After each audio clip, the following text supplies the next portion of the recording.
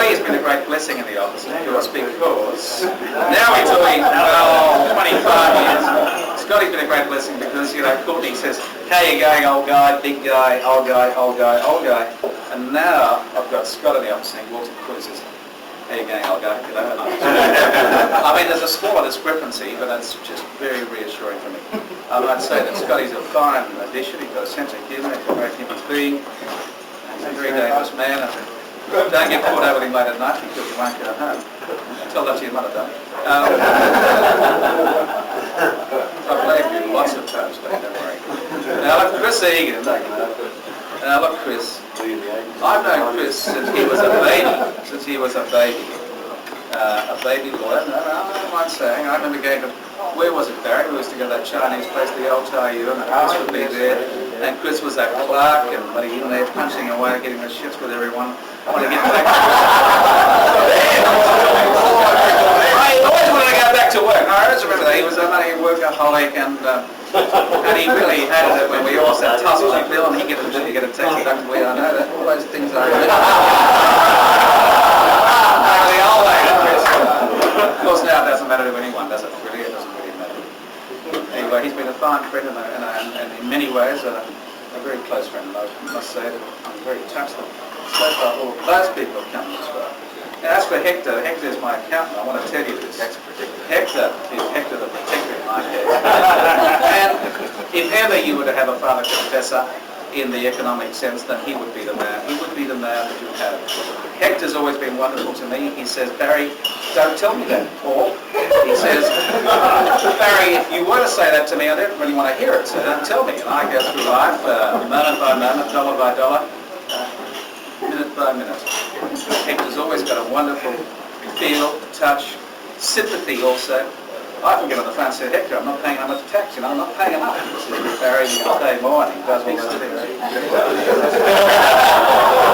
He kept my life assessment back until next week. A month ago. When you say Hector, don't tell Courtney. Don't tell Courtney. That's assumed. As for Terry Willis, you know, the international adjudicator of rugby union events, I don't know, not all of you may know, but Terry Willis is a heavy judicial officer in the real sense, not in the law, but in rugby. And I must say that time after time, he tells me I never know what I'm talking about, but I don't understand that people should just tackle and roll the ball and roll and ball after ball after ball. And I've actually acceded to that view, only because he said so. But there are many people that disagree. Well, yes, no, I've used that. Okay. Now, Terry, I must say that Terry is one of those guys who goes through life. Terry would subscribe to the view that, you know, that women go through life, all they do is try to block your advances. You actually write that one down.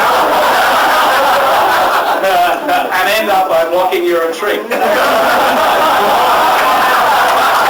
I tell you? He's got out of it 3 times. He's a living legend in that sense. He sees it as a negative. I say, hey, what a fine example. What a fine young man. Particularly as I have a divorce practice. Terry Riley, I'm sorry to do this, but I feel like I should do this. Terry Riley sits here, this guitar player. And I saw Terry Riley last Friday night strumming as he spoke to Paddy Bonham, strumming as he spoke to him, reliving moments of meeting John Fogarty on the top of the Empire State Building, you know. He wanted a big place, a tall place, and that's what happened. Talking about rhythms. I said, I mean, what's happened to your partnership? He said, music. Well, I didn't really understand until I understood. Paddy took me aside, explained, he was talking about music and things like that. And also, in many ways, a fine gentleman. He is a good land environment expert. You don't know that because you don't talk to him. He's a very fine intellect. Very fine intellect. This master is a mover. I'm saving Courtney. I'm saying Peter Neal, I've gone past. David Talatar, you don't know this. David is probably a Peter Neal in the making. This guy has his files so square that they've got a bloody one of those set squares in the office. Everything is.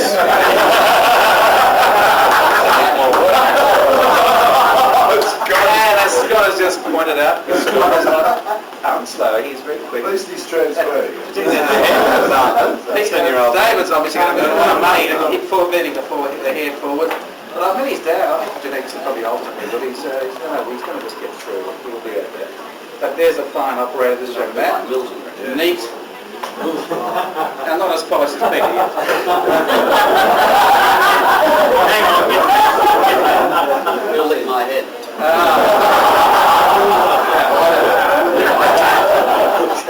Uncle Hayden. Hayden, I only know that because Courtney told me it was very helpful in organising today, because it may be strange for you to realise I didn't really want to do today, because I was going to be unobtrusive, quiet and just slip through this moment spiritually and be a warm, wonderful person and come out of it tomorrow without drinking alcohol and just being wonderful. And anyway, I decided I could be wonderful and still be here anyway. Hayden has been a great friend over the years too, and I'm going to tell you that one of the great things about Hayden, as you all know, is that he is a man who always remains unconcerned but concerned, unfussed but fussed, and happens to have mastered life many better ways than many of us. That he seems to be in control all the time, and in many ways, because Hayden is also a fine addition to my life in the sense that he often says to me, Barry, would you like a quick drink? And I know with Hayden it's always a quick drink, and I never drink much because he's just so wonderful about organising me to go home early and drives me home. Judy loves him because he's saved our marriage how many times? You can't on time. Now, as for Louis, I don't know if you all know Peter Costello as Louis Costello. By the way, I didn't plan the speech to be a round by round. You're only 60, Andy Costello. Now, Peter, I played football in the Leprechauns, as I did with Richard Perrott. I went to school with him. He's actually a year behind me at school. This bastard's done me the outrageous injustice of retiring before I did, and I was the older bloke, I was the guy that did so well on a leading certificate, and I hate to admit it, but here he is, a success of extraordinary dimensions, and also, above all, very generous, very warm, very dangerous. So dangerous. No, I want to finish. You can interrupt. So dangerous that the eve of my Christmas party recently, I left the party fully in control, as I am now. Walked down the street. We walked past the the Regent. There's a bloke, he's foot flying, and Peter sees this guy who's Maori with a black singlet, says, fucking cunt, The bloke says, what do you say? And Pete, to his great glory, Barry doesn't like it. He said Barry doesn't like it, but he pulled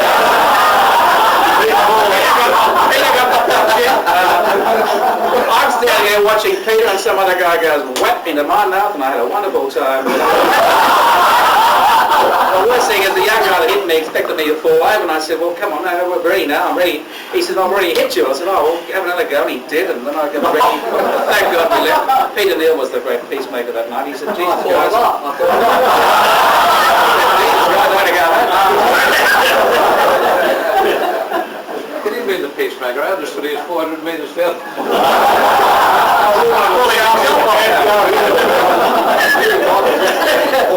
He did, I'm sorry.